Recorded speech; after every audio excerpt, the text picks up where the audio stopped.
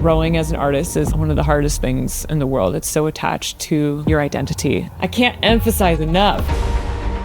We are going to be talking about Space Dates, episode 5. Yes, a long time in the process. Space Date is very outside of things I usually do. I wanted it to be 3D because I wanted the character to look like it was in a miniature crafted world. To do that, I realized that I just don't have the skills. What's it like kind of jumping into a new territory for a project like this? There was a lot of times that I was so unclear of the next step. If the props are 3D and the characters are in 2D, how are we going to make the props work? 3D characters, 2D backgrounds. Quite an idea you have there, Jamie. Taking that Blender course has motivated me and really changed the way I think about my art. I have had a difficult time with my self-worth as an artist because the state of the industry right now, I haven't found work. My entire career, I've been thinking like, I'll be good when I work here. But then you find that you're unemployed for a while. Thank you for asking this. This is something that is pissing me off. Hey, Jackie. Thanks for having me on. Thank you. Hello. Welcome to the VFX Process. Thank you. This is my first podcast. Is it? Yes. I said no a lot to do podcasts.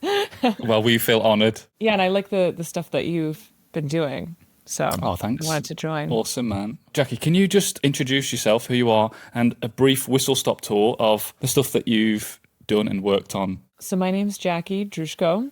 I'm by trade a character designer.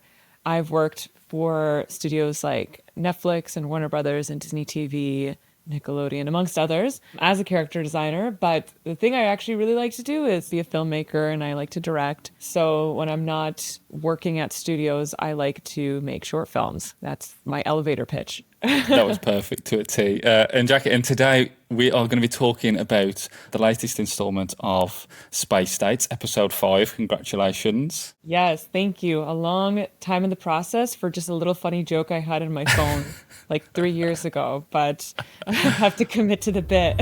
I'm a man. Motorcycle, steel toe boots, football, monster trucks. Space Date is very outside of things I usually do. Like my art is very like edgy and sexy and like older, and so are my other short films that I do on my own, like Bang Bang and Mismatched are ones that I've done on my own. And Space Date is just a funny little thing that came about like 5 years ago for a 5-second day at Titmouse. Like I was working at Titmouse, and they have a day that you make a 5-second animation and they pay you to not work for the day. So the whole studio is just making their own short films, and then we go to a theater and we all watch it together, and it's like fun. So for our first Space Date, me and my now husband, we just did that for fun. And then every year we just kept doing it because it was funny. And now it's turned into a production. Was it always going to be a 2D and 3D hybrid this episode? It's always been 2D, and it's always just been like us really animating. And sometimes we have some animation helpers. You know, he's been doing Blender, and I've been trying to learn Blender for like 5 years now. I've been doing the donut tutorial like once a year, and then I never do it. And I was thinking, wouldn't it be cool that all these backgrounds are 3D? Also, like everybody's doing Blender, like everybody's really getting into it. So like I just had FOMO. I was like, all right, we should do this in 3D. Yeah, we kind of wanted it from the beginning to look like that. Otherwise, I feel like it would just look a little bit novice if everything was in 2D. Because our older ones all look, I think, pretty janky. It's one of those when you always look back on a piece of work, you always think, what was I doing? Or you've grown since then. It's just a natural progression, isn't it? Yeah. When you started looking at implementing the 3D into the film, I saw on your socials that you were looking at Southern Shotty's work. Was there anything kind of like specific about 3D artwork that you loved, you know, to help it align with your 2D aesthetic, to kind of like cohesively blend them together? Was that kind of a considered thing, or was it just like, that looks cool, I'll just grab it as inspiration, and then you kind of made something from it? Excellent question. Thank you for that, Jamie. It didn't end up looking the way I expected it to look. Like I wanted it to be 3D because I wanted it to be very much like Southern Shotty, where I wanted the character to look like it was in a miniature crafted world.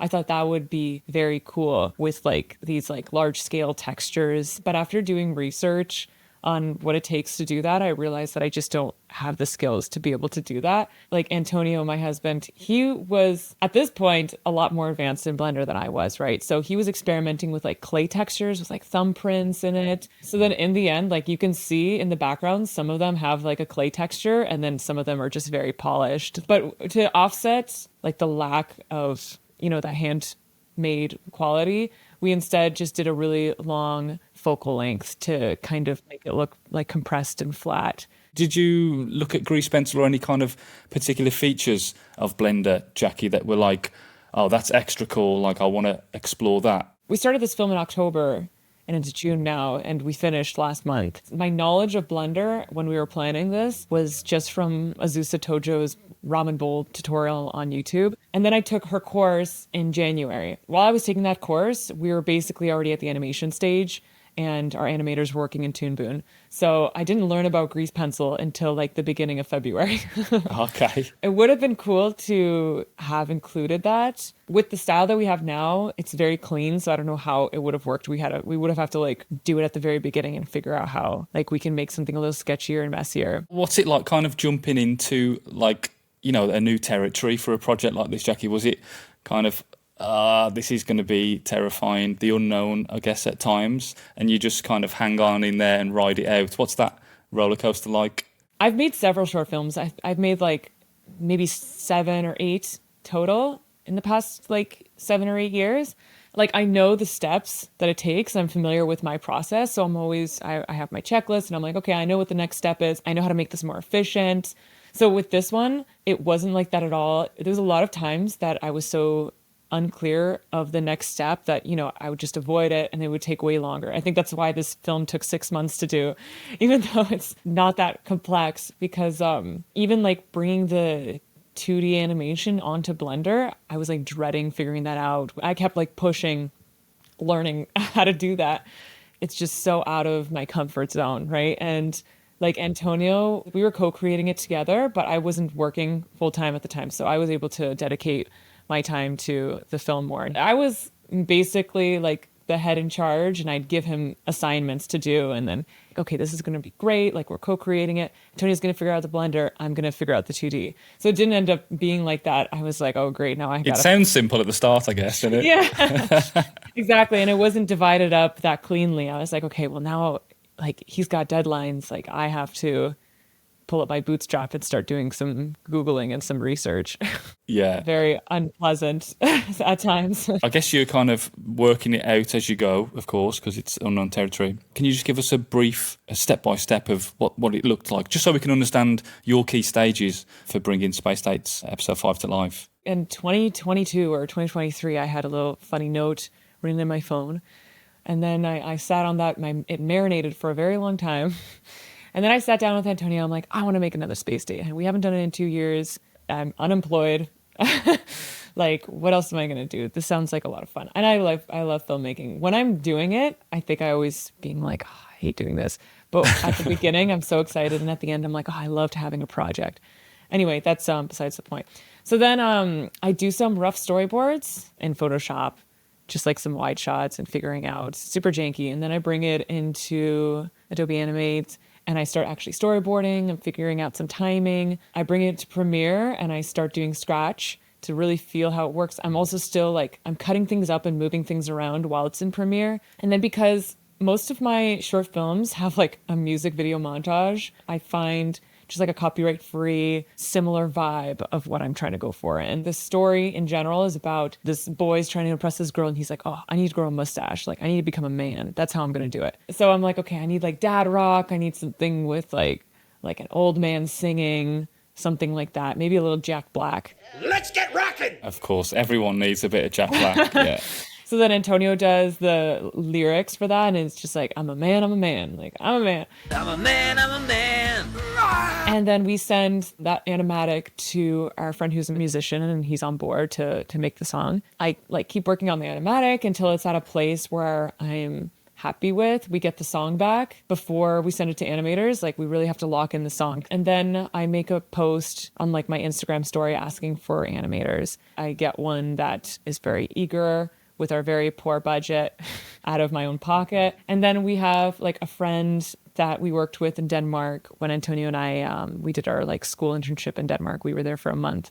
Like we made some friends, and then Sven was one of the animators that we met there. So then he also was down to do some scenes. We had a small team of animators. I started doing the key poses so everything would be very clear. And then after like getting a few scenes back and really making sure the style is what we want, because in some previous space dates, like I don't even want to look at Space Date 3. I feel like it's so cringe. So this one, like we really made sure that it's exactly how I want to look in the first 2 scenes. So now everybody's going to reference. And then they were doing it in Toon Boom. And then the other problem was like, how are we going to make the props work? If the props are 3D and the characters are in 2D, like you could bring an FBX file into Toon Boom, but it wasn't quite working and it was really janky. So I ended up just exporting like every angle of a PNG of this prop that they're going to use in the animators, just like using it frame by frame. Eventually, I get all the animation back and then I composite it. I wanted to ideally composite it in Blender and just export the scene out of Blender and then that's ready. But just could not get that to work. What was that? Because of like image plane layering, what was that issue that you ran into, Jackie, there? The prop was already lit. It was lit in the lighting of the Blender file, and that's how I sent it to the animators. So then it's like, okay, well, if a character's holding a prop, then I have a layer of the character, I have the prop, and then I have the overlay layer of the character holding that prop. But they had to be different layers because the character had to be lit by the scene, but the prop wasn't, right? And then when I overlaid them all on top of each other, it would mask out and like it wouldn't show up. And I didn't know that was a problem because then I would have done the props differently. But after I figured that out, then I was able to composite it. And then I got an animator for the title sequence. I thought it was just going to be like a 2D like motion graphics. That was my idea. But then our friend Dennis like does really cool, realistic 3D texturing for like advertisement. And I was like, whoa, that would look way cooler. And we got the final song. I'm a man. Got some effects artists to do some effects and then finished up. That's that. So I noticed as well that your character design had like changed a little bit from previous episodes. Yeah, it's always changed throughout every film. Like at first, Antonio is the one who designed the original characters and he designed them after us. We thought that'd be just like a funny quip. Like in the second film, like I took a stab at it. And then in the third film, he took a stab at it. Like as you evolve as an artist, you know, you see things that inspire you. So I was really inspired by the Trolls character designs, but I still had to like make it work so they could put their hands above their heads. Because in the last Space Date 4, they could barely put their hands above their heads. And that was kind of an issue for animation. And because I'm not going to be animating it, I want to make sure that it's like clear and like it makes sense for the animators. Because I had to put like a really clean character sheet together as opposed to just doing a front and back view because I'm just doing it myself, right? Mm-hmm. Yeah, no, that makes sense. When you were in the Blender space, were there any kind of tools that really stood out that you came across that were like, whoa, that is a really cool feature, or, you know, fog, some atmospherics maybe? Yeah, atmospherics were cool. Something else that I found was pretty cool was I could bring in like planes and then I can turn off the planes, but it's still like the shadows are being affected. So that's how I cheated a lot of like the shadows. So like the character, if their feet are on the ground, like that makes a shadow, but then it's clipping. So I'd put them above the ground and then I just fake the shadow by duplicating the animation, putting it on its side from the camera view and like really like eyeballing how it would look. So it was very like crafty in that way. I thought that was cool. And then even just using planes to like block out shadows to make things like more focused, like the light focused on one area. Because lighting is like the hardest thing in Blender still. Like, I don't know how people get good at lighting. Like most of the scenes, I gave it a shot and then I gave it to Antonio because I was like, I cannot figure out how to light this scene. It looks like a 2002 like render, you know, like just like unfocused, unclear. Was there any other kind of moments where you thought, oh, if in 2D this would just be really easy? Oh yeah, just like comping in general, like or like with the props or things lining up in general, everything would be easier in 2D. If we do another Space Date, I was looking at this artist, Leo Brunel. Antonio and I were so impressed and we were like, oh, if we do another Space Date, we got to do it in this style, like everything in 3D, right? But then like, what would I be doing? Like I have so limited knowledge of 3D that now there's like rigging and modeling and 3D animating involved that I'd be so not heavily involved like I am now. Like I guess I could do draw overs, but like what else can I really do? Well, but 3D characters, 2D backgrounds, you could do a complete switch. Yeah, I guess so. That's quite an idea you have there, Jamie. There you go. Well, we can't wait. I'm sure there will be a number 6 space date, I don't know. Jackie.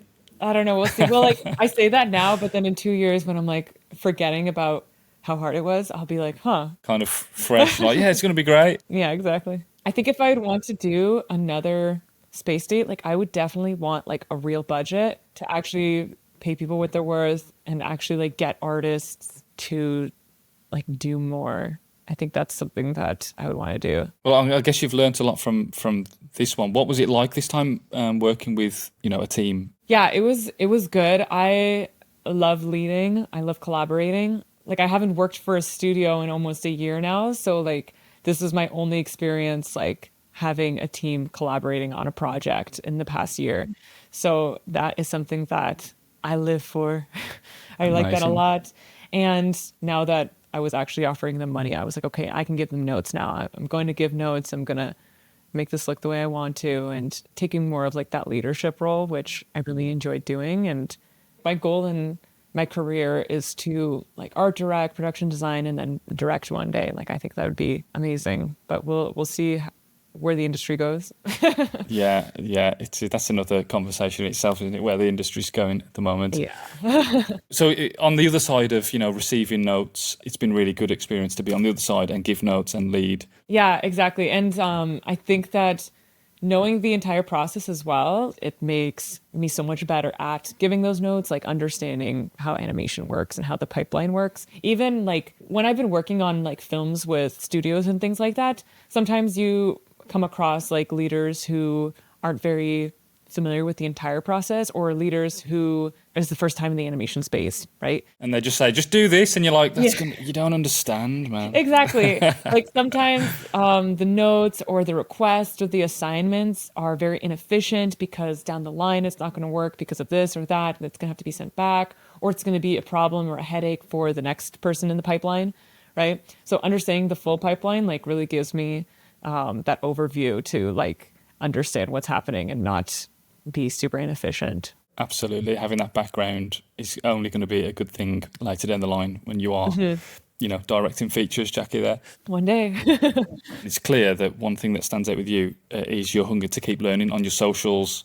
Yeah, even this, for example, learning a bit of 3D, doing things that are always pushing yourself creatively and just really growing as a person and as an artist. But when in a time when social media is like constantly blasting all these amazing work that you can just absorb on your feed, does it ever get kind of overwhelming to see that amount of amazing work? And how do you stay focused on adding tools to your belt without getting kind of crushed under the pressure to just be good at everything out there? It's difficult. It's hard, right? Like over the past year though, like I've particularly had a difficult time with my self-worth as an artist because, with the state of the industry right now, I haven't found work. Like over my entire career, I'm like, I put my value in when I am working at studios, when I'm working on a feature, when I'm working for these big names, right? Like that's always been important to me. And that's always how I've seen myself like progress in my career. And now, like when I went to Lightbox this past year, like I was like, oh, okay, like nobody's having work right now. We're all in the same boat. And then like I would talk to people and everybody's doing these amazing things except for me. And then I'm thinking, wow, like, is it me? Is it just the opportunities? Am I just unlucky? Like what's happening here? And I just felt so down because I felt like no matter how much I tried, it's like, well, it's not going to work out for me. And it's just really out of my control. And then over the past half year since then, I've been really trying to take it back into my own hands and finding my own self-value over what other people like put that value onto me. Like if a studio doesn't want to hire me, like it's out of my control. It's maybe even out of their control, right? Maybe there's just no projects. Like it doesn't matter. So I've been trying to really focus on just like self-improvement and being proud of what I have, which is like a hard change since like, my entire career, like I've been thinking like, okay, like I'll be good when I work here.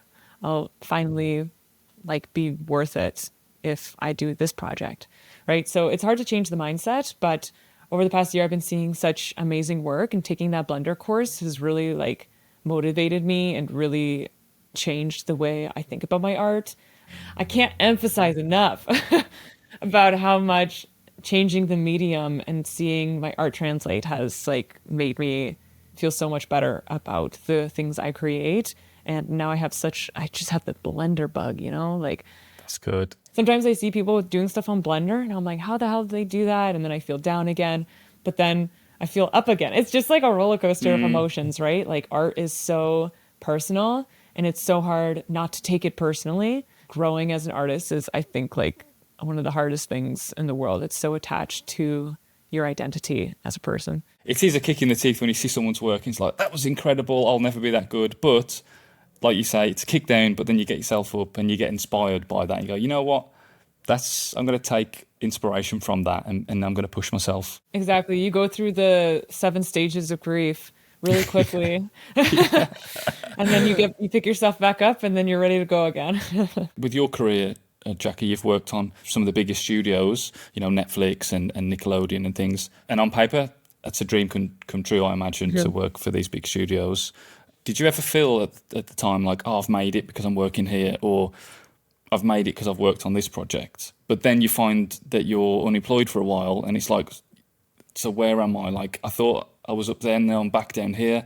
It sounds like a crazy roller coaster. Well, let me tell you, thank you for asking this. This is something that is pissing me off. So let's get into that. No, tell us. Absolutely. I'm Canadian. I'm in Canada right now. I'm in Vancouver. I went to Sheridan in Ontario. This was my goal. I was like, once I move to LA and I work at these big studios, then I've made it, right? I moved to Vancouver. I'm working for these studios. And then COVID hits. And I was about to move to LA to work at Netflix. And then, the pandemic happened. I stayed in Vancouver. I still work for Netflix. And then I work for Warner Brothers. Then I work for Disney TV. And despite working at these studios, I still don't feel satisfied. And I feel like it's this arbitrary goal that I set for myself. Like, well, once I move there, then I'll be satisfied. Because even over the years, I'm like, yeah, I think I still want to move to LA. Still want to do that. And then now I'm thinking like post-COVID, most things are remote. Like people are going to office twice a week. I'm like, why do I still want to move to LA? Like, is this a past goal of a different time that was beneficial at the time, and then now like it doesn't quite make sense anymore? Like, why don't I feel satisfied? I'm still working at the studios. Why do I have to live in LA for that goal to feel real? And I think I have to make new goals about more of the journey rather than like, oh, okay, now once I be a director, then I'll be satisfied. Because if that happens, then I probably won't be satisfied, right? It keeps going, doesn't it? I know. It's a never ending process. And I'm a very driven person. I'm very motivated. So then like, I can't imagine even when I hit something, like, what am I just going to be like, okay, that was great, now I can stop? No, that doesn't make any sense.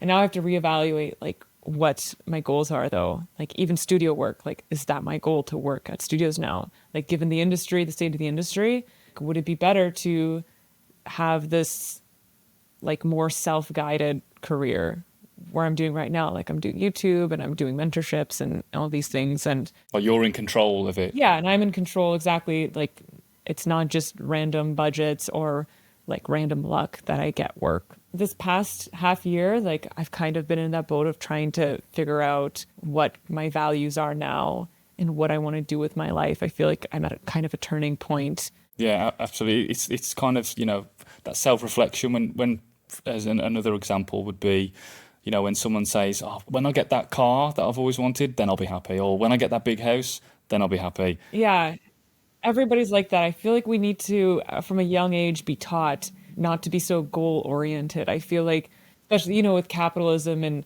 you can be anything. You could walk on the moon. You could be president. But like that sets everybody's expectations that they have to achieve like the highest of highs and be the most productive people in society in order to be valuable, right? And I think that's effed up. Yeah. So now you're like looking internally for that kind of, Yeah. what do you want, rather than where should I be going, Exactly. And I've always been super career oriented, and like my husband is very like community and family oriented, right? So then like while I'm trying to do all these big things, he's the one who's like moving our like life forward. So now I'm coming to the point where like, well, I don't know, like should I be more focused on like my life rather than like my career? Like I've been chasing something for so long, and I've been unsatisfied with the chase, right? That I think my values are all like flipped over or something. Maybe that's about getting older and wiser. Maybe, yeah. It's a long road, isn't it? And I guess It is. I've read a quote somewhere that it's one of the best things about humans is that you can pivot and you can change. That's a great kind of thing to adapt to where you should be going, rather than just being so linear. Like, Yeah, pivoting and learning like what's important in life and things like that. Like as you develop as a person and an artist, I think is like essential to growing. Yeah. for sure. For sure. You clearly don't just showcase your work, Jackie. It's all, you mentioned your YouTube, your socials. You really do put your personality out there as well as your work. How important do you think it is for artists, especially in the, VFX and animation world, to show who they are and not just kind of like what they do? That's tough because I feel like on one hand, like a lot of people are very successful with their art and they don't have to show their face and they don't have to talk and things like that because a lot of people don't want to. But for me, like I found that people want to take that extra mile of wanting to do things with me, like doing my mentorship or going on my group trips because of my like personality, and people have like a parasocial relationship with me, right? People like know me from like these hours of content I'm putting out on the internet, right? So like on one hand, as a content creator, that helps me like advance my career in that way. But in the way of art, like I don't think like having my personality out there would make my art any better. I don't think it would make like the right people see my art necessarily. I feel like me being loud online is more for having fun. And I also think that there's some people who have such great social medias who really put that mysterious angle out there where you don't know who they are and things like that. You just see them through their art, and I think that's also like very valuable and cool too. Like Banksy. Yeah, sure, just like that.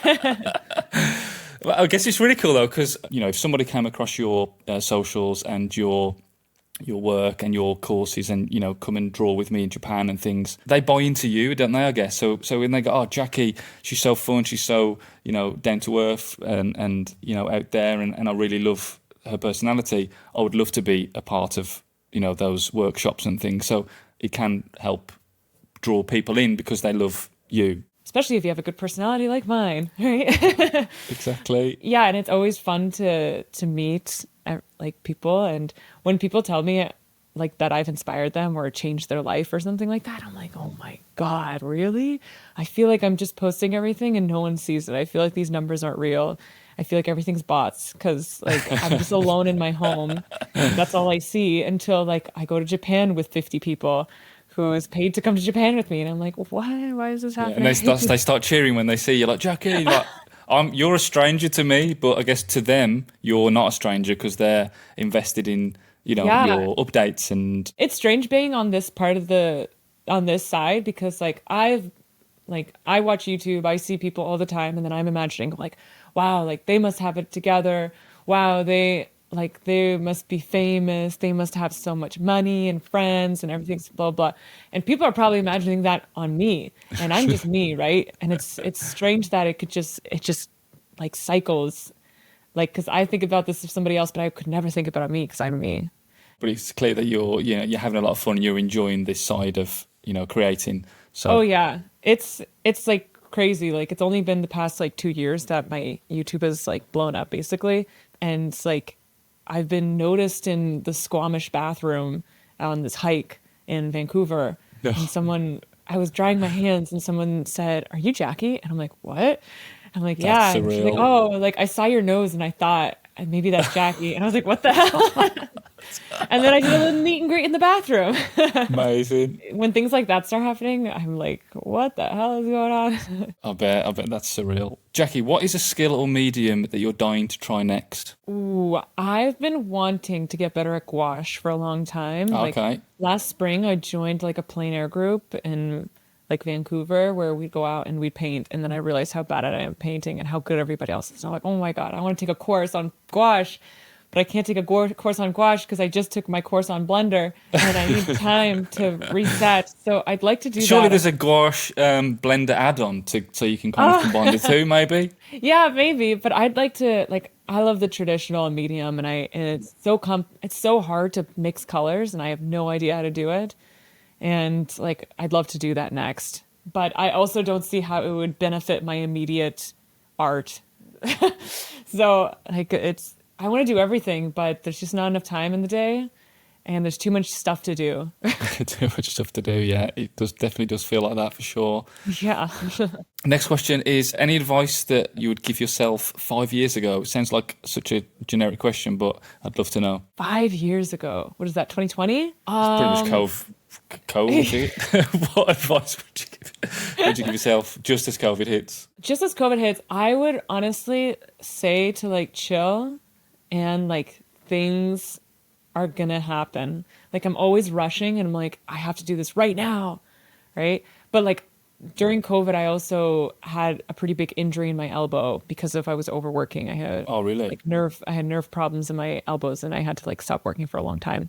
So like since then I've been doing a lot of strengthening, and like I haven't had any flare-ups since. So like, God bless. But I think a big thing is to chill. My main advice for anybody who's like very motivated and wanting to do everything at the same time, like especially when I was in Japan and I was talking to a lot of travelers, a lot of people were very stressed, very scared, like with the industry, like what's going to happen, and feels like it's a race, right? But life is long.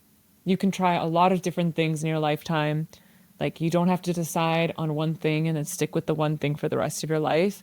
And I feel like that is something very freeing to like hear that from somebody you admire and someone who's successful, and then to like take that into your own heart and to say, okay, like I can take my time with this. Like, what's really the rush? That's great advice.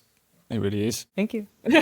We spoke about earlier about, job satisfaction, and maybe it's not where you would like to be, working in studios. But if you had a call tomorrow to work on Beyond the Spider-Verse, or a call to turn space states into a series, what would you take? I think I know the answer, but... Ooh, you know the answer? What do you think the answer is?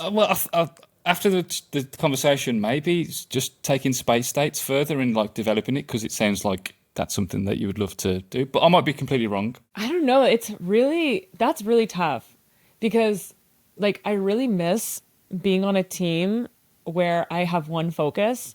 I get to actually practice character design and get really good at character design for like a year or two, right? Learning from like really amazing artists. Like the times that I've worked on features or television shows under like a lead is the times that I've improved the most as an artist. So I think that would like really be amazing. But on the other hand, like obviously taking my own project further is like an opportunity that not a lot of people have. So I guess we'll know the answer when it actually happens, when I have those two offers on the table. Okay. I'll flip a coin. Awesome. I guess the final question, work-life balance. We like to just talk about it, how people manage it. Some people work insane jobs themselves and then they come home and do personal projects. What do you do to disconnect? How do you handle all that, Jackie? I write my goals at the beginning of the year of how I want this year to like feel and how I will achieve those like goals. And my goal is always to stop working at 6 and not work on the weekends. And I've been very religious about it for the last couple of years. But since January, I had that Blender course, I had my mentorship, I was doing this film all at the same time. It was really crazy. I did not do that. I've had a bloodshot eye since January, like permanent bloodshot eye. I don't know how to get rid of it. But like now that I'm back from Japan, like from my group trip, and now that it's summer, like I really want to take that very seriously, like shutting off work when I like leave my computer, which is hard because I live in an 800 square foot apartment. My office is one of the rooms in my apartment. Like, how do you shut off? It's hard to get away from it. Yeah, it's hard to get away, especially because like I'm getting emails on the weekends. I'm getting emails late at night from like people in different time zones, right? Like, it's hard to shut off my brain when I'm the only person doing like 100 tasks for my job for all of my platforms. It's something that I struggle with, is like definitely that work life balance. Well, what about when you were working at like studios? Was there a time where you would finish work at studio and then work on your own stuff or stuff after that? How was you balancing it at that time in your career? Well, working at studios is so easy because you just have one thing to do. You have your assignment, you do your assignment. That's all you got to do, right? And I love doing that, right? And oftentimes, like at the studios, like I'm very efficient and I'm very quick with my work. So I'd finish all my work, I'd hand it in maybe at 2 p.m. And then, I'd ask for more work. And while I'm waiting, I'm going to be doing my own thing, or I'm going to be going on a walk or something like that. So like the work-life balance when I was working at a studio was really good, but I also wasn't doing like YouTube full time. Oh, okay. It was like a side hustle, right? And now that I'm doing all this full time, I'm like, well, if I started a studio, like how am I going to keep this up? Something's got to give, right? So it hasn't come down to that. I don't have a job still, so just going to keep doing this. Well, we wish you all the best, Jackie, and we really appreciate your time and hanging out and just chatting about all that stuff. So I just want to say a massive thank you. Thank you. It was really great to chat about this, like air out all my grievances. It's been nice. Thank you, Jamie. Thanks for having me. No, it's a pleasure. The floor is all yours, Jackie. To this camera. Watch Space Date 5 today, right now, in the link in the description, right? You are a professional, Jackie. You've done that many times. But yeah, please do go and watch it, share it, like it, subscribe it. What else is there? Notify it. Hit that bell notification, smash that like button. That's it. Destroy the comments. All the best, Jackie. Lovely to meet you. Thank you. It's so great to meet you guys. Bye.